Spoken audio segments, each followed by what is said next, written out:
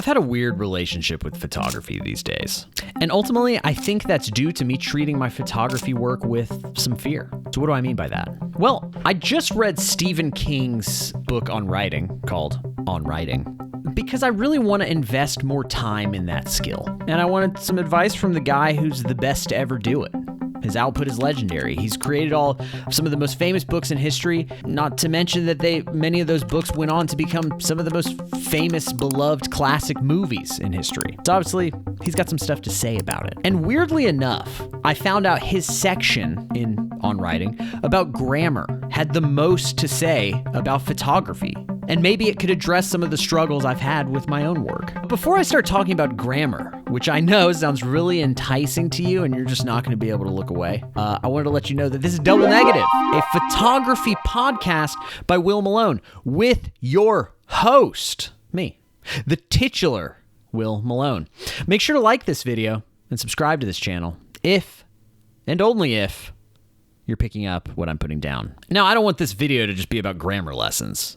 I do have a point with all of this, so just bear with me. The first type of grammar faux pas or bad habit that he calls out is use of the passive voice. If you're not sure what that is, it's like if I said, this photo was taken by the photographer. Well, it's kind of mushy and boring and indirect. A better way to say that would be, the photographer took the photo. It gets to the point, there's no way to mix up who is doing what. The passive voice is essentially just beating around the bush. Instead of saying the subject of your sentence is doing something, one kind of dances around in saying something was done by the subject. It's indirect. It fogs up what you're actually trying to say. Next, Stephen the King. King, that's my nickname for him. I'm sure he's been called that by other people. Calls out the use of adverbs as a way of describing something. Now, this took me a second to register because I'm famously using adverbs to describe whatever I'm doing as like a cheap, quick way to just tell the reader what I'm doing rather than show the reader what I'm doing. An example being this. My name is in this podcast, Will said titularly. That's a super dumb example. Let me try again. Better not shake that Polaroid, Will said menacingly. When instead, a better way to do it would simply be to maybe provide some menace to the actual dialogue of what I'm saying. So it should sound more like this. Better not shake that Polaroid, or I'll take all your Polaroid film and put it outside where the temperature is slightly above the recommended storage temperature, and it'll turn all your film red, Will said. See, I managed to insert menace into the actual words I was saying, instead of lazily just using an adverb like menacingly. Okay, so what does that have to do with photography, though? It's the reason you're here. Well, I don't remember. I'm just kidding. I do. Stephen King points out that the use of passive voice and use of adverbs as description are simply things we reach for out of fear. And I think he's right. I mean, he is the king of fear, the Stephen King of fear. He knows a lot about it. He writes a lot of scary things. But again, what does this have to do with photography? I think the photographer's version of a writer's use of adverbs and passive voice is perfectly embodied in this photo. That's right. It's a Lego man on a bike. I shot this photo years and years ago, probably like 2011 or something like that. And it's interesting, right? Like, how does he even see out of that helmet or whatever they're wearing? Obviously, this isn't the most skillful photo in the world, but the bigger question is, why is it green? Well, it's simple. My use of unnecessary adverbs in photography manifests itself in the use of filters, unnecessary colors, adding tones when the subject speaks for itself and is interesting on its own. 2011, Will took this photo because it was interesting to him, but couldn't stomach throwing it up on Facebook or Flickr raw and unfiltered. He had to put this bizarre green cast over it in order to let people know that he took this photo. He needed to let the world know that the Will of 2011 exists. Fear. That comes from fear. The need to make sure that you have to put your signature on something in order to indicate that it is your own comes from a lack of confidence in your taste. What is interesting about our photography is where we decide to point our camera, not the derivative Lightroom preset we put on every photo or the grain of the film stock we choose. Okay, so where does passive voice come into play? Well, it's a lack of directness. It's a lack of guidance. The passive voice in photography is when we are not being clear about our intent or our subject. And I see professional photographers all the time who embody the passive voice in photography, especially when these photographers choose wide lenses. Wide lenses are actually really difficult to use because they give photographers like way too many options a lot of the time. So if you don't have like a distinct purpose in why you're using a wide lens, a lot of time it can become like a stumbling block to many photographers because it's so tempting to just try to fit as much in the frame as possible. But I think the biggest thing that I see professional photographers or any photographers do with wide lenses is that they get just close enough to let me know what the subject of their photo is, but too far away to tell me anything about their subject. Event photographers specifically can be really bad about this. They'll photograph a crowd, but they don't point out anything other than a crowd was there. Photos are declarative statements. They are meant to point something out. Get close. Be unafraid. Otherwise, your photos will look like unspecific mush. Always make your subject clear.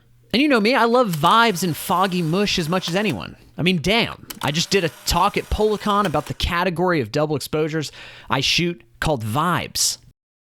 But even in these vibier photos, I always make sure to make the subject clear. I always want the vibes to enhance the subject, not obscure the subject. Now, I am a total hypocrite because I specifically broke that rule in this photo, which is actually kind of a mistake shot that I just decided to go with anyway. I decided to embrace it even though it was meant to be the photo of a car, but the blurriness covered up the car, and I just decided, screw it, I'm going to post it anyways. Just so you know, I am a hypocrite. I break this rule all the time. And here's a very recent example of me doing that. So again, you don't have to listen to anything I say. Okay? Just you click the video. All right? You don't have to listen to me. You can leave. Please don't leave. I need good audience retention on these videos. Please, I beg you. I have a mouth to feed. I'm the king, not the Stephen King, of letting unclear subjects dominate my photography. And I'm also the king of putting unnecessary filters and colors on photos just because I feel insecure about the photo itself. I do it all the time. I'm the worst offender at this stuff, just so you know, which is why I'm pointing it out. I have all the receipts of all the times I broke these rules. And the reason I often photograph things out of fear is usually due to deeper issues within my person, my mental state, my emotions. So let's talk about what could be going on inside that could be getting in the way of our images being the best that they can be. I felt weird taking this photo. Was there anything I could do to help? No. Sirens were on the way. I got there when plenty of people were around trying and help the driver, so I took a picture. I had to be somewhere, so I couldn't really stick around to find out if the person was okay or not. I really hope they are. Firemen, police, and the ambulances began to show up, so I needed to move my truck out of traffic. And I wouldn't have normally taken a photo like this, but I felt like I had to. You see, where this car crash happened is part of the area that I walk almost daily. And during that walk, I'm documenting odd changes of note. Meaning, this town is boring. But I walk the streets so frequently that I notice when things are amiss. I have no clue how this car flipped over right here. Truly. Stuff like this never happens around here. But because of the intent of this series that I've been working on, I felt a duty to document this. The situation fit the criteria of what I'm looking for with my photography nowadays. Basically, I think I'm photographing a type of order breaking down. I'm photographing things that most people don't notice or choose not to notice. And I'm also photographing things that feel like they shouldn't really be. It started with my shopping cart project. And then I just started noticing all kinds of oddities adjacent to the shopping cart project. It's probably some of the most straightforward photography I've ever done. It's all about subject matter. No frills, almost no editing. The subject is loud enough. And I got here because of a lot of dissatisfaction I've had with myself. I've always felt in one way or another that I was unworthy and that I've needed to pretend that I'm something that I'm not. I've always been incredibly susceptible to certain people's opinions in my life, and I would frequently change and adapt on a dime in order to try to appease whoever it was I was seeking approval from. And that's a maddening way to live. One can only do that for so long. And eventually I kind of started hitting the end of my rope on that. What's so amazing about photography is that you can learn a lot about yourself by starting to float outside yourself and notice how you're photographing things. The way you photograph things, the things you're taking photos of, contain all the information about what's going on inside of you. I can look back at my old work and see what was going on inside of me then. Remember who I was most inspired by. Remember who I was most trying to get approval from or who I was trying to be. That at the end of the day wasn't me. My archive is just full of work that just I don't connect with because it's ultimately inauthentic and fake. And thanks to you, the ones that hit subscribe on this frankly bizarre YouTube channel, because of you, I felt kind of a green light to just kind of notice what I notice and say what I'm feeling and thinking. When I quit putting pressure on myself to try to be some sort of other photographer that I'm not, my photography quit being quite as tainted with a lack of directness and fear. Funny enough, I got started in photography 15 years ago by carrying around this little silver Olympus point and shoot compact camera. And now, 15 years later, I either carry around this little silver Canon point and shoot or a Polaroid. Turns out that I had all of the tools I needed, even back then. I was just too scared to notice or pay attention to the world around me, the world outside of me. And of course, leave it to Stephen King to be able to help me put that feeling about my photography into words. He is the king, after all, the Stephen King.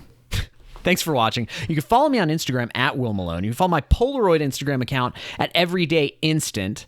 Make sure to go subscribe to my Substack. You can become a free subscriber, get the weekly newsletter, or you can become a paid subscriber and get a secret podcast that I've got. But it's a secret. Don't tell anyone. Thanks again for watching, and I will see you again very soon.